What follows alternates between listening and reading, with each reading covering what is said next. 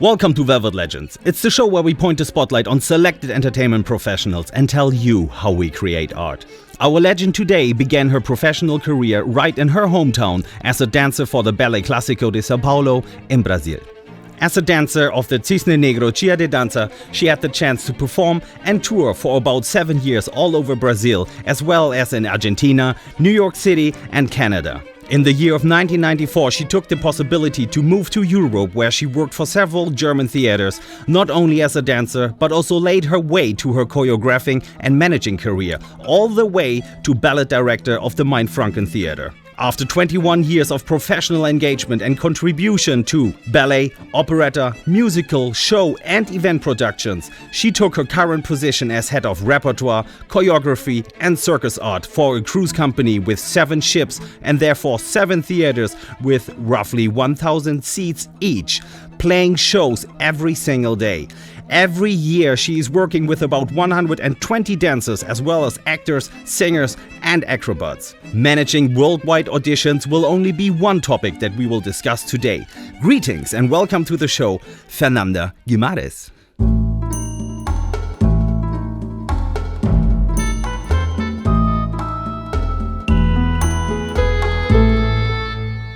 Hello! Very happy to be here. So one of our silly signature starting question, as an icebreaker. Do you think you could live without your phone? No, but not because I'm addictive to Instagram or Facebook. Actually, I'm getting a little bit allergic to these methods, but I have a family abroad and this is my communication method with them, and also because I love to take photos, and without my phone would be impossible. Fair enough. What would you do if money wasn't a problem? Easy. Travel around the world. Which dance routine gave you the biggest impression? I think it was Ohat Naharin. It's a short piece called Ehat Mi Yodea. Sorry if I'm speaking wrong the name. I saw this piece, if I'm not wrong, the first time I came to Europe in the Geneva Theater. So already the situation was for me a big deal to be in this European theater. And this piece is so visceral, powerful. Has a beautiful dynamic, and you get really Gänsehaut. So for me, it had a super impact on me. Till today, if I watch it, I'm like, yes. Who were the 3 most influential persons in your life? I think it's a little bit unfair to nominate just 3 people, but I'm gonna pick up from the beginning of my career because that was the basis for me. Of course, my parents, this is a little bit banal, but they were the first people to believe in my potential, and they pushed me and they gave me the safety to risk. So if I could risk something in my life, was because of them. Then I would like to nominate a ballet teacher that I had from Poland, a very old lady but full of energy. That was when I was turning into professional, and with her I learned to be very conscious about how I use my body, about technique, and all this, how to keep on improving. She invested lots of energy on me, and I was really happy. And I would nominate the director of Cisne Negro Dance Company, Uda Bittencourt, because through her view and through her work in the company, I could gather so much experience. We were a company that was touring a lot, working with all kinds of choreographers, styles, dancing in small, big theaters, big, small productions. So that 7 years of experience with the company gave me the luggage to deal with anything in life. So I learned really a lot, and I think it was the time that I danced the most in my life. Okay. You had performance every every day? Well, not every day, but we're on touring a tour, lot yeah. and always working in new pieces. And one day you were working with a super classical choreographer, the next day with a super contemporary, a crazy one, a structured. So it was Really very versatile. very rich Okay. experience. Yeah. What 5 words would describe you as a choreographer? I'm very humble, so I cannot describe myself as a choreographer, but I would like to point the aspects that are for me important as a choreographer. First of all, structure is very important, the organization, especially because I have to choreograph quickly and I don't have time to experiment things when I go to the ballet room with the dancers, so I have to be really well prepared. I like to be musical. I always pay attention to the aesthetic and using different dynamics in the choreography. I like to do meaningful choreographies, and even if you say to me, Fernanda, I need a totally abstract choreography, you can be sure that all the movements I would do in my head, they're gonna have a story or a meaning. So the movement for me has to have a meaning. And I like to work either with sensuality or with humor. Okay. Now, describe your workday. It's not boring. Can be really different. I have days where I am the whole day in the office, attending to meetings, reading emails, making 1,000 plans, and I have to say I love it. Or I can have a whole day in the dancing room with my dancers, choreographing, creating. Or I can have, and this is the best day for me, when I'm on the ship in the theater. The theater for me is like a playground. You give me a microphone and I say, you go here, you go there, come from there, on the 5, this position, more power. And that's when you start to see your hard work that you did for months before then is coming to reality. And for me, this is the best day. You know, pulling strings all together. Yes, It's like, yes, yeah, yes. okay. I love it, yes. Well then, in terms of learning, what was the most mind-opening thing you have learned? Like what gave you the biggest aha moment? Yeah. I had many of them. Yeah, sure. Because I did... Paint us a picture. Sometimes I can associate my career a little bit with Phoenix, because always restarting. But I got a project to choreograph Carmina Burana for 75 kids who never danced in their life. It was a community project in Fürth. And this was, of course, totally new for me because I had to develop a new method to make these kids to learn how to dance, how to count music, how to be barefoot. They even didn't want to take out the socks. It was very challenging because it was not just about the dance, but also was about the social skills and the relationships building with these children. There were children that they and their family, maybe they never have been into the theater. They had no idea what was Carmina Burana, the classical music. That was completely new world for them. And I was working with a teacher, like a school teacher, very talented, and our work together was so powerful. It was a 7 months project. At the end, I had the feeling that I could change the life of these kids. Of course, my life changed also because it was a beautiful experience. In 7 months, the kids, they grow. And you see them growing and developing and blowing. Yes, it was a very unique experience. At the end, I got these kids loving to listen to classical music at home. It was great. Nice. But how is it then to work with 75 kids? Do you break them up in groups and then you later on bring them together again? Yes, you need lots of energy. I had, at that time I was living in Berlin, so I was traveling every Wednesday to Fürth. It's like 5 hours with the train. And I had 4 different groups of kids. And I was developing them with classes and then going into the choreography during the 7 months. And I built a performance where they were connected in some numbers. They were even dancing together, but different patterns. Yeah, okay. And it was in the last phase that we put everything together, and I have to say it worked. I don't know how, but it worked. And yes, and it was also amazing to see how important is a feedback for these kids. How old were they? They were I think from 9 years old to 17. Oh, okay. Well, I got really the hardest phase where it's really difficult for them to work with their bodies, to touch.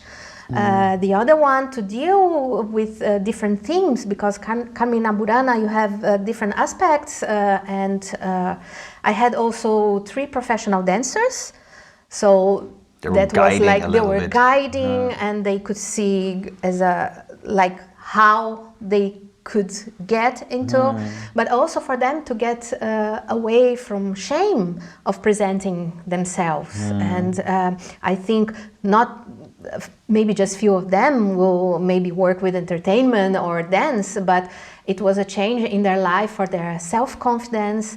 There were kids from Hauptschule, I don't know how to say this in English, it's the school where like you don't have much future. And with this project, I was building also their self-confidence. And they got incredible feeling of power, and yes, I can be someone, I can achieve difficult things in my life. So yeah, it was great. Now, talking about your choreographies, what is giving you the inspiration in general? I mean, also how did it start? It can be anything.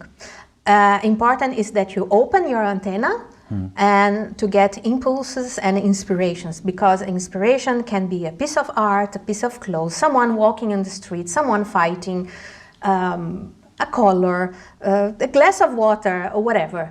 You just have to be prepared, and I always say that the inspiration is really hard work. I mean, actually it was not me, it was Ford who said that, sorry. But also it very often I have to make choreographies where I have to follow some guidance that they fit into a show. I have to follow what the director is saying. And in this case, for me, the music is very important. For me, is the main structure for me to get the feeling how I'm gonna move, what I want to say, how will be the dynamic. So the music is really important. Okay. Staying on the subject, transforming an idea or something that gave you an inspiration into a movement of someone else's body. Yeah. What is that for a process? Yeah. What is happening there? Yeah, I love when I can have, when I know I'm choreographing for these people, but most of the time it's not possible. I have to make choreographies that they're going to be adaptable for different casts.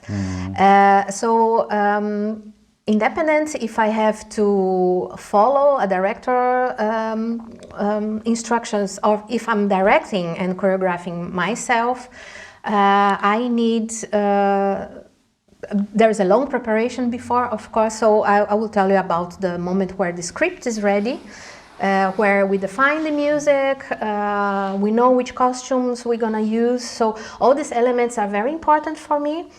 And I do lots of research, because very often I have to choreograph themes that I'm not confident with, or styles that I don't know exactly how to do. So I watch lots of video, I listen, I research really that I don't do something completely wrong or that doesn't fit, but this doesn't mean that it doesn't have to be innovative and that I cannot put my mark on that, my style. And for me, as I said before, I need to have a structure. So I listen to the music and I make a structure in the music, so I know exactly how I want to develop, where are the highlight.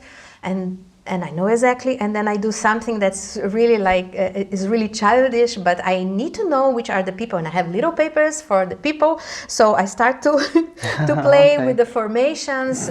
Also, if I have more levels to choreograph, like dancers and acrobats and singers, you have to create different things for the levels that they can achieve.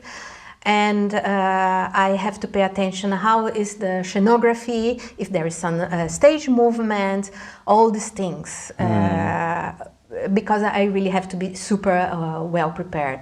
And then after I did the whole traffic and I know exactly how is the structure of everything, then I start to do the movements. And then when I come to the room and I teach this choreography, I have to see if the ideas that I had, they are working. Sometimes you think about something that they don't achieve so quick, or they were quick with this traffic, so I can put one more movement. And then is the adaptation, and where you try to get the best of the people with whom you are working. Yeah. So but basically it always starts with the music first? Yes. So yes, that is for me is really like a key component. It's the starting point. Okay. And then you build up on the music, and then... Because this gives me the whole other feeling, environment. how it gives me the vibe. Sure. When you see a performer struggling with the routine, how do you handle a situation like that? I love this question because I have a not orthodox method. I'm a little bit known for this method. Most of the time, the dancers with whom I'm working, they are dealing in memorizing the choreography. Not because they are not quick, it's just because we just put too much material in a very short period of time to them. So they have really a lot to...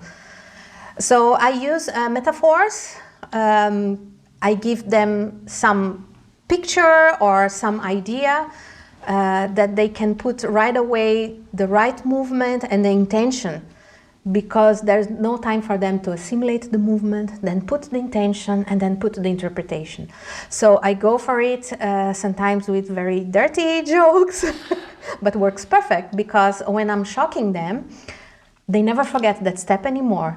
Okay. In years. Okay. So it works really, really well, especially with actors who doesn't have so much body consciousness. So you have to give them a picture or an intention or a little story. And I have a funny story where I had to do a choreography where they were dancing in the turning stage, but just in the ring. So most of the choreographies were just torso and arm movements, which is very difficult to memorize because they were different but a little bit similar. And I built a whole dirty story about that, and it worked. Okay. And of course, if they are dealing with something that's technical, I give them a second option, or I adapt, even if sometimes I try to insist because they can improve. And because I think it's very important that the dancer feels comfortable and the choreography looks good on them. Sometimes it looks good on me, but doesn't look good on them. And they have to feel good. Yeah. I think what we can mention at this point, also to make the conversation a little bit clearer, what you're doing right now is you're not only working with dancers, there's an entire ensemble, and you are the one in charge of putting all of this together. So there are actors? Yes, actors, acrobats, and singers. Yeah. So that's a total of how many are on stage? Before the pandemic, there were like 22 people on stage. And now it's a different situation. Yeah, but okay. Yeah, but in general, it's like around 20. And 8 of them are dancers? 8 dancers. So basically only 8 people know, or they have studied how to move. Exactly. All the rest you have to... Yes. Okay, good. I find more difficult to choreograph for who are not, for just movers and not professional dancers, because with the dancers you have the freedom, you can do whatever and they just do. With singers, for example, it's not everything that looks good on them. So you have to be really intelligent and to build something that has lots of effect, that they still can cope with singing. And yeah, you have to pay attention to lots of aspects. So I find quite difficult to choreograph for them. And I think also like singers maybe, but I think actors, they might have a different type to count. Also, I think for a dancer, you could say, look, always on the 4 and the 3, then you do this. And yes. When I was a dancer, I hated to count because I'm very musical and I like to listen to the music, and I don't want to do everything like this square. I want to pay attention to the nuance that the music gives to you. But when you work very quick, if you don't count the music, it's impossible to get everybody together and to get a harmonic group. You need lots of time. It's possible, but not in the time that we have. But a singer cannot count. It has to sing. So you have to put the movements and the accents on the song.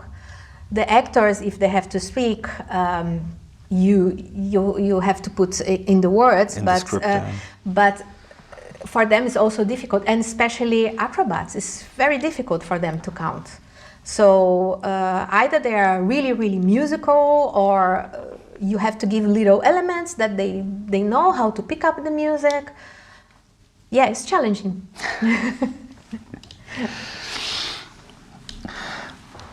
How does evolution of technology change the way we work today? It has two sides. It's very quick, because what you did last year that was super innovative this year, everybody did already. And I'm very positive to work with new techniques. I'm very curious. I love it. But the danger is that you get too technical and you forget the art. And when you have techniques that they are solving all your problems, you're not creative anymore. If I have to do a choreography that is playing in the forest, I just put a contact with the forest and birds, and I do like this, and then the birds are doing pew, pew, pew, pew, pew. And then you lose a little bit of poetry or something very creative that could give a special touch in the piece, because at the end there's the tendency that everybody looks the same because they are using the same techniques. So I think it's important to use new techniques, but to make an extra mile of that, so that you try to use in another way that nobody else is doing. Do you think in general that we are dependent on technology because the art of movement is quite old? You know, when we think, like, let's talk about like a classical ballet now. You know, how often do we have to watch Swan Lake? You know, there needs to be innovation or not. Yeah. Also for the art and for the dance industry itself to survive longer. I mean, how long can you play one piece? You can play innovative versions of an old piece. You cannot deny the technology. It's our world now. You have to go with that. So, and I think this is not bad. We have to embrace everything that's around us. But you can do new lectures of that. It can give you new possibilities. You don't have to. I like tradition, but you don't have to stick to the tradition. You have to stick maybe to the good things that the tradition can give to you. Yeah. But and the danger is that the people, you know, you have a phone, wow, super new phone, in 4 months your phone is obsolete. It's not training anymore, and it's getting more and more quick, and this is a pity, I think. True, yeah. I think what major problem we are facing right now is that we need to get younger, or the next generation in the theaters. Yeah. I still have the feeling, like when we go to performances, there are still, I don't know, middle-aged to older people in the audience.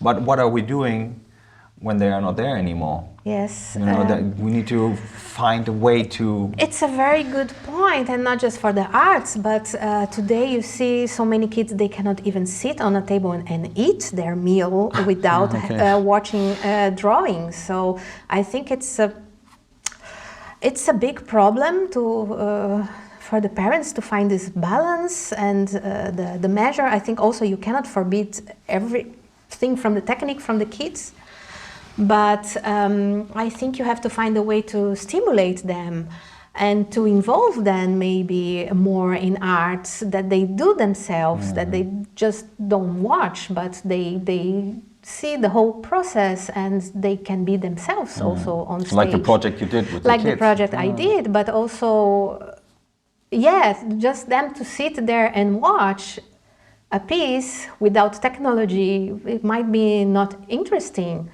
But at the same time, if the parents would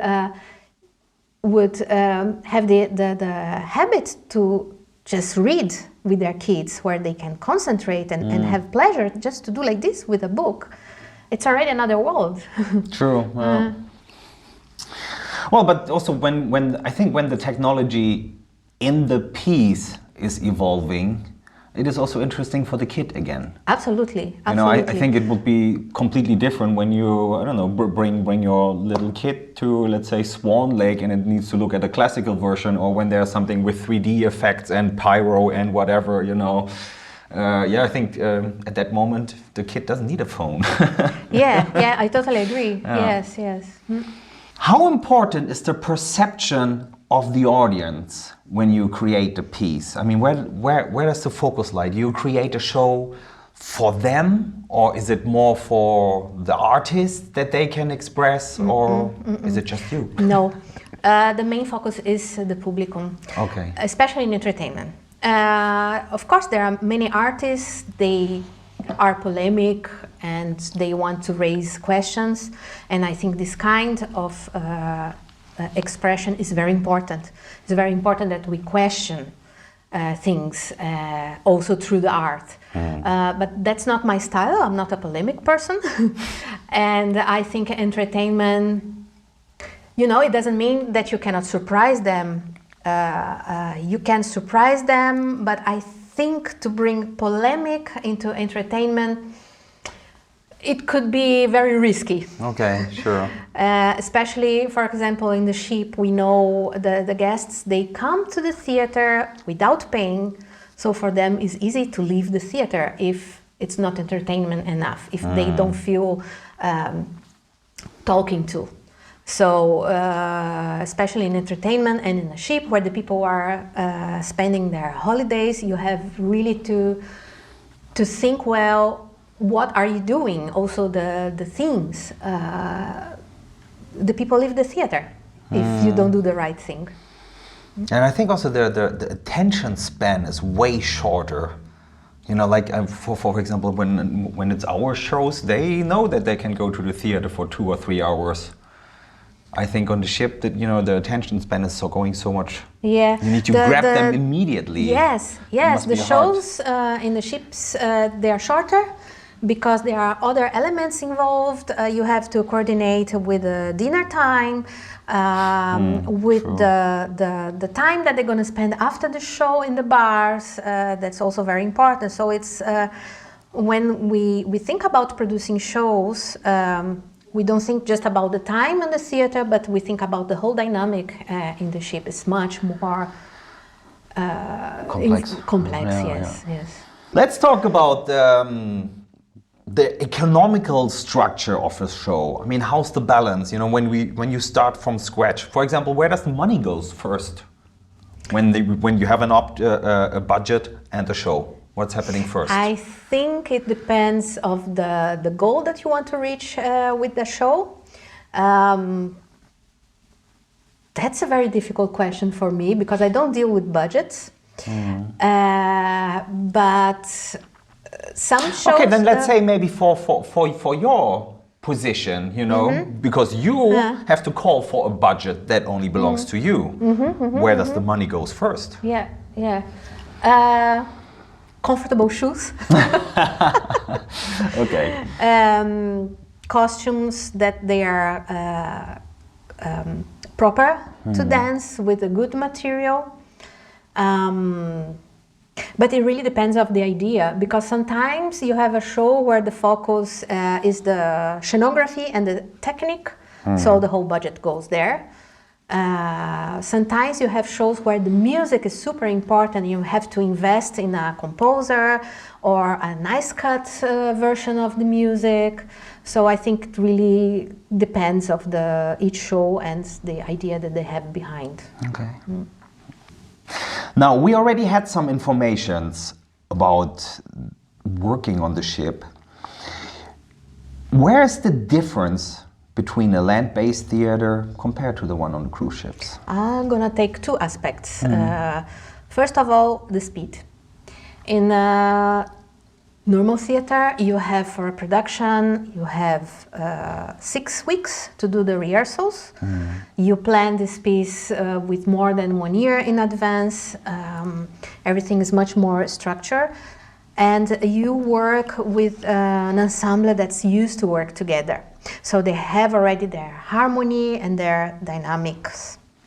When you work for the ship, you have for one show 5 days to learn it, to teach it, and it has to look already good. So it's very challenging to take a group that just start work now together. Most of the time they don't know each other, and they have to be immediately harmonic. They have to express themselves. They have to get confident with stage movements, how many costume changes they have. So in 5 days, and this I'm talking about a complex show. Sometimes we have shows where they have just 2.5 days to learn the whole thing.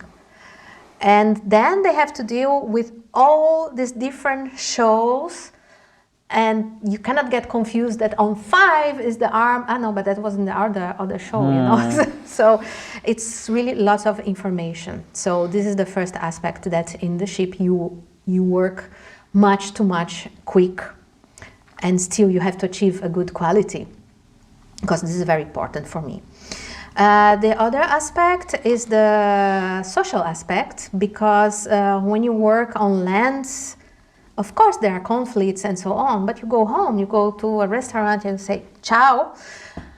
In the ship you see the same people all the time, so it's very difficult to turn off or to avoid someone. So you have really to work on the personal issues and the social skills. True. I would say that. Apart that the ship, of course, is moving.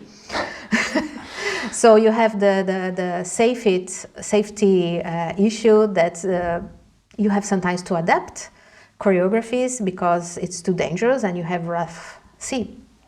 True. Yeah. The theater is moving. Now, would you say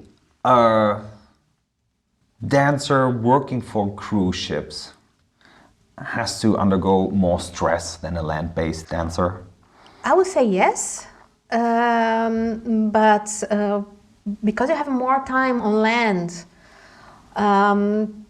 sometimes you have to go through a deeper development of some pieces.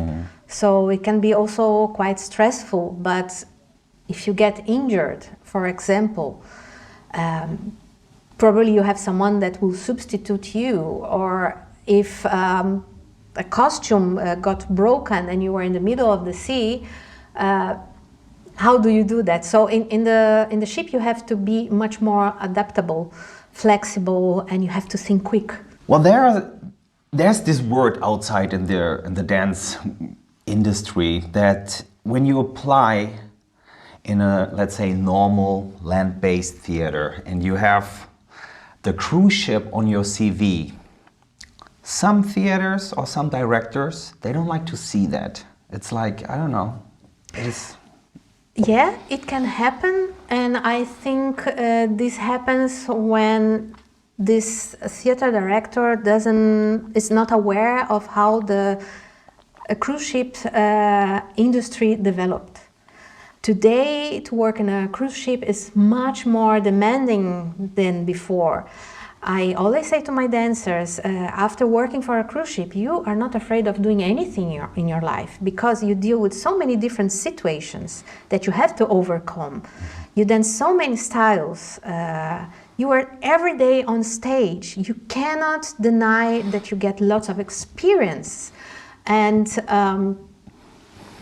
I think this preconcept is, it's not a nice thing, but I can say I have lots of dancers who got jobs in the theater. So I'm not so sure that this is a big problem. I don't know how they apply, but I think also when they go to do an audition and they are good enough, maybe not all the directors, they look what's in the curriculum, or maybe they say, wow, working in the ship did good for this person. So I think this is not so important, and if it is, maybe it's the wrong place. True. No, but in the end also, I think it is quite fascinating that you must be a versatile dancer. You can study ballet for your entire life, but when you apply for the cruise ship, how many different shows are there? How versatile does a dancer need to be there? Yeah. Very versatile. Very, very, very much. You don't have to be strong in every technique, but you have to be able to dance. We developed a method where we have where we classify our dancers. I don't like to classify, but that's the way we organize ourselves.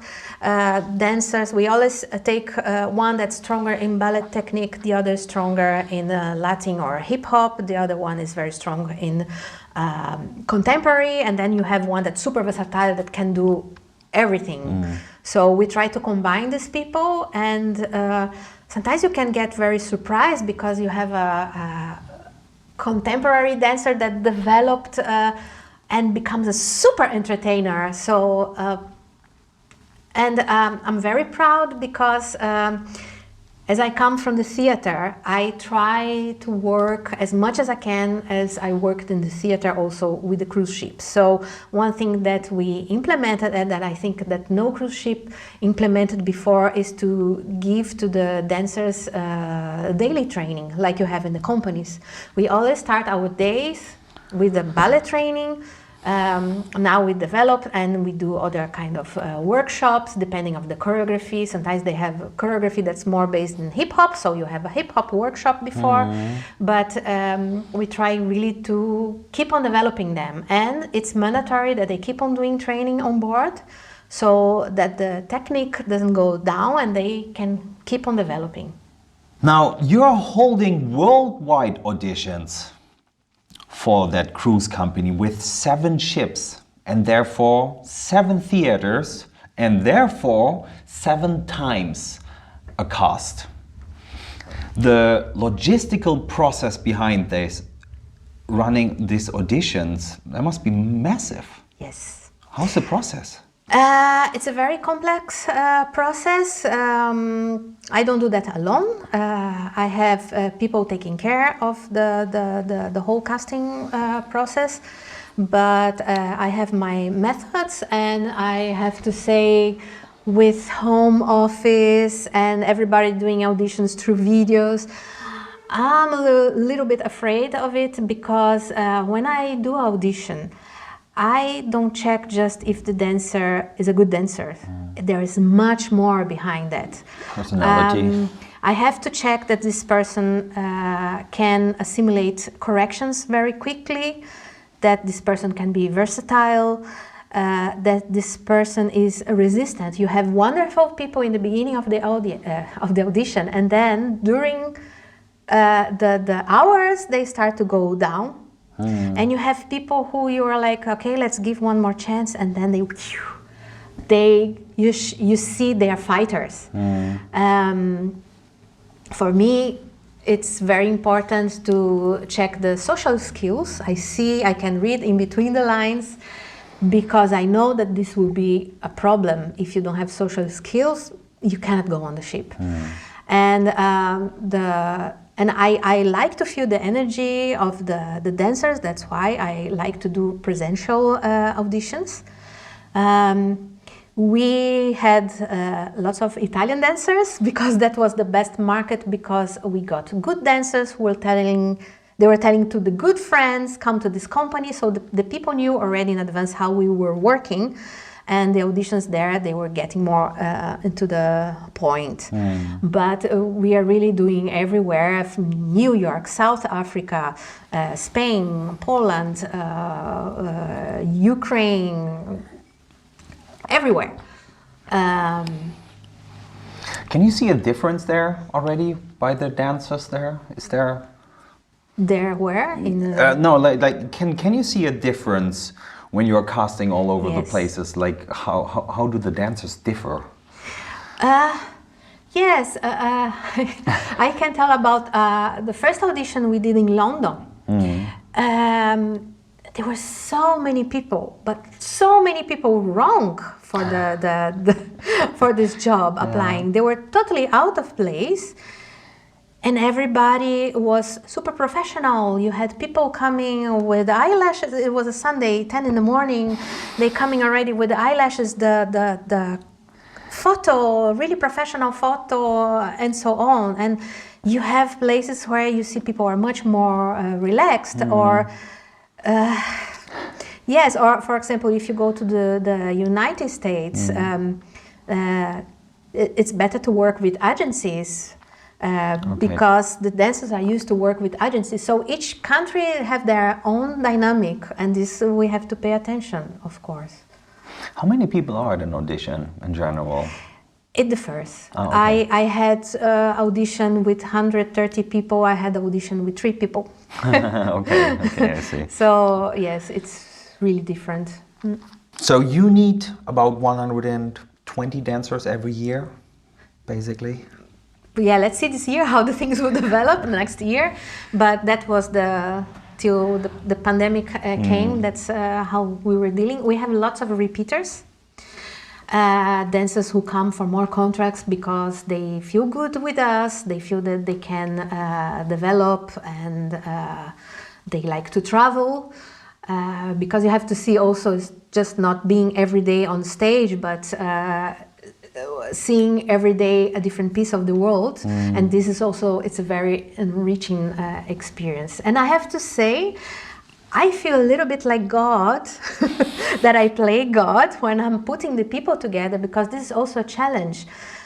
You have to have a good feeling when you are putting a cast together, that you balance the skills, the prototype of the people. I have some casts they are taller, some casts they are smaller, but they have to look good together. And I know that when I bring people 6 months on board, their private life is also changing, and we have lots of marriages and kids that came from relationships that appeared in the ship during contracts. So it's very nice. What are some of the biggest mistakes you see these young dancers make? Many. Here's the list. No, I would try to reduce that. Yeah. I think you have to be very sincere to yourself as a dancer, so that you know how you're gonna develop. Because sometimes you have a dancer, you have to understand how are you. You have dancers, they have prototypes. This doesn't mean that you cannot develop or that you cannot open a door, but you have to know how is your chance. And to be a dancer means that you're gonna listen much more no's than yes. So if you're not focused, and I mean, it's useless if you're a contemporary dancer that you go and you want to go into a classical company. This is really banal what I'm saying, but I keep on seeing these mistakes that people, or I'm gonna do audition for the cruise ship just because I need money now. It's not going to work, not for you, not for me. Is that something that you can read? Yes. At an audition, so I totally see that. Okay, Yes. I can see lots of things in between the lines with the questions that are not directly, but yes, because so you have to be sincere to yourself also, that you know what you can improve and where are the points that you cannot go forward. You know, you're lying to yourself if you're pushing to turn 4 pirouettes, but these 4 pirouettes are crap. Yeah. You know, no, you have to improve this technique. So I think this is very important. You cannot lie to yourself. And I think a dancer has to be also very open-minded. You know, because sometimes you say, no, I don't do that, or maybe I won't go to cruise ship, but look what's around. Oh, there's a new style that you're not used to do. Open your mind, go, make a workshop. The dance world can be also very superficial. Sure. So don't be like this, dance, dance, dance. Go, study, read, watch films, try to go to other art manifestations, because things are changing very quick, and it's step backwards if you are not open-minded, if you don't try to understand what's around you. True. And another thing that young dancers, they do, they forget that we people with experience, we old people, they forget that we were young and we know all the tricks. I know when you're lying. I know when you're trying to do things like this. We know. We did also tricks, so don't underestimate the older people with experience. Okay. She's saying that with so much confidence. I know everything. Well, then tell us about your biggest mistake. I don't tell you about the big mistakes because mistakes brings you to new patterns maybe. But I can tell you about a very difficult phase and how I overcame this phase. I was in Germany since 3 years maybe, and I got a knee injury and a knee operation.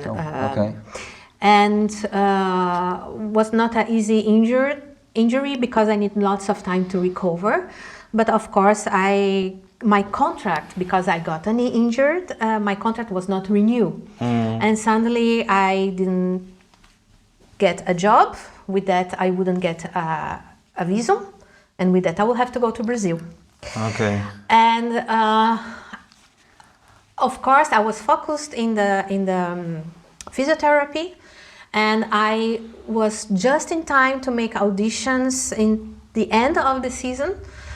So I was already like I didn't have much time, but I was still not 100% fit.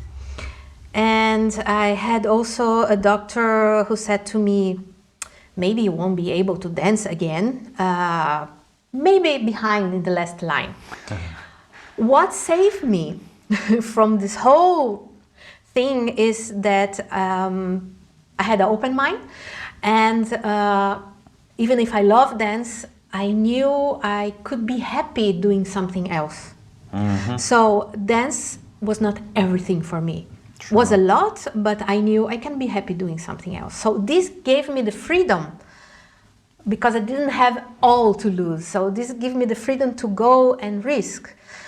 And at the end, I managed to get a new job, which was like, but I have to say I was happy when I noticed that I could dance again, that I could go through the injury and I would be able to dance.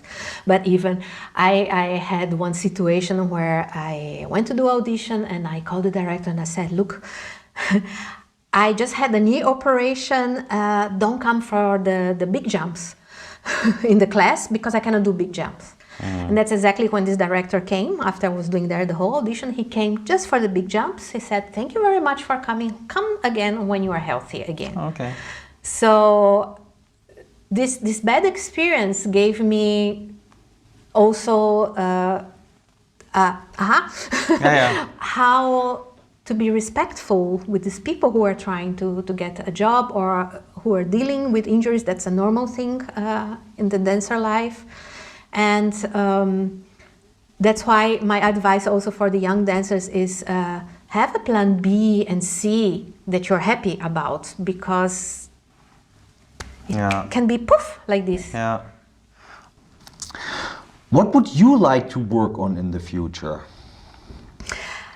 With my different experiences in life, I would love to give workshops and lectures to young people, to school people, to people who are just opening a company, because I have the experience, different experience with dance company, with the ship. So there are so many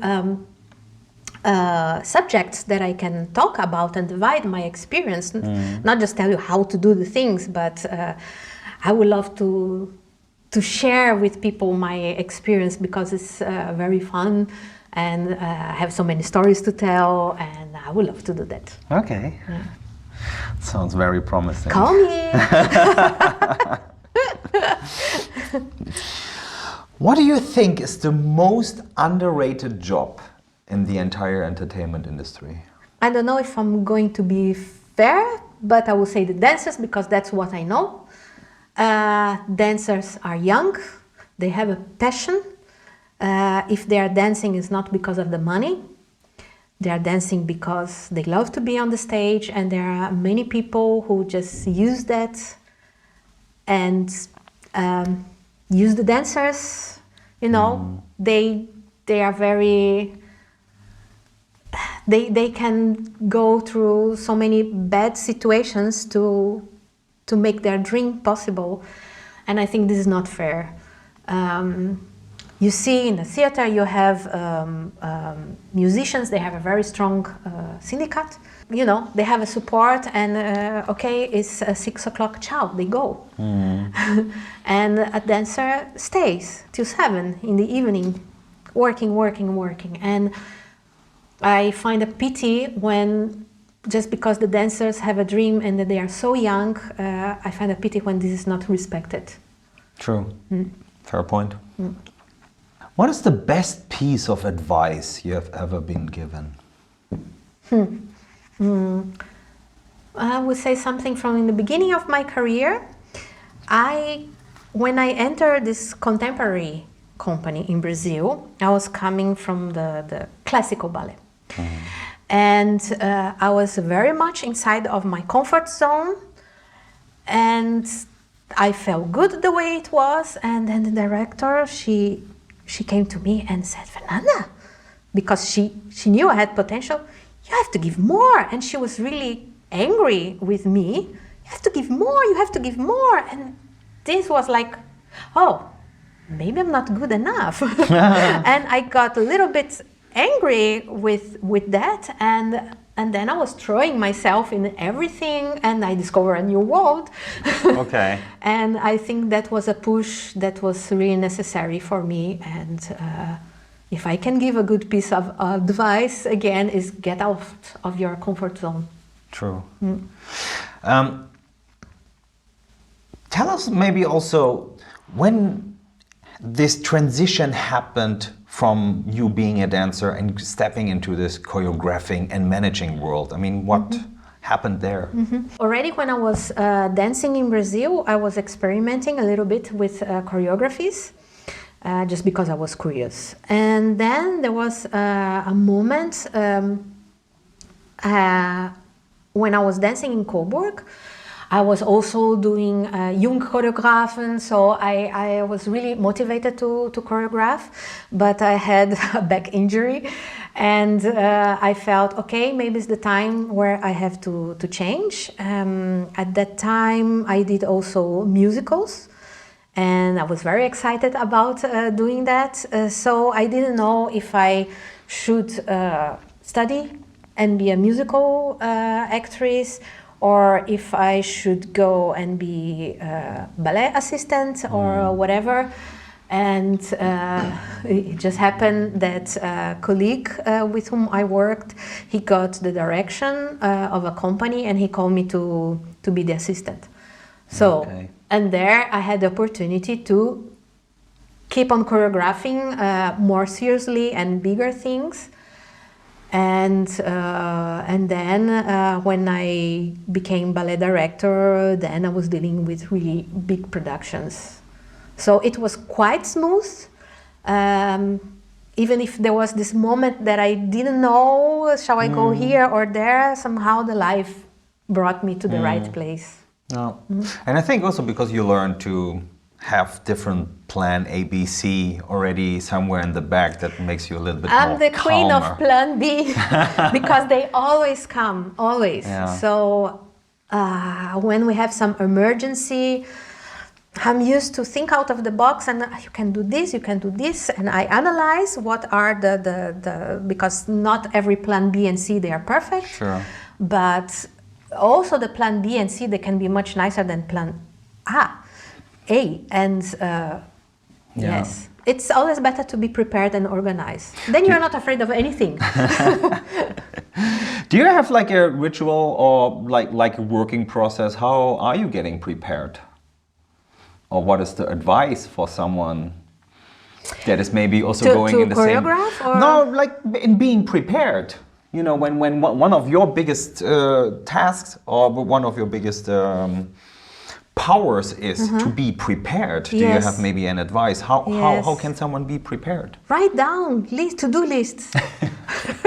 And it's so satisfying when you do like this in the to-do list. It's wow. Yes, to-do list is a good thing, and nowadays you have so many programs, and there are also new methods where I have to say I like to work in team, and it's very good to exchange ideas and to create task forces. So I think it's always more fun to work with other people. I know this from my old job when I used to be a stage technician. I think especially when it comes to stage managers and technicians, what makes them good is when they can paint a worst case scenario. Yeah.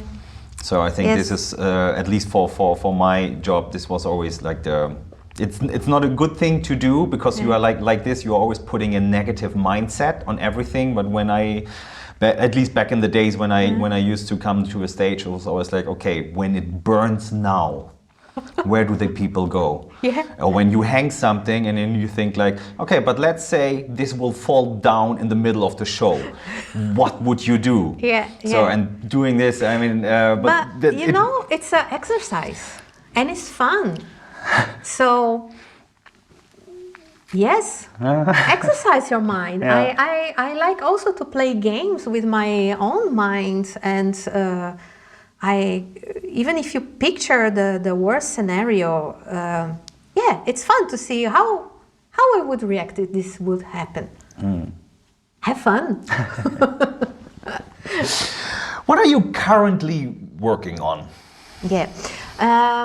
Now, since the pandemic, very sadly, we stopped working with our casts.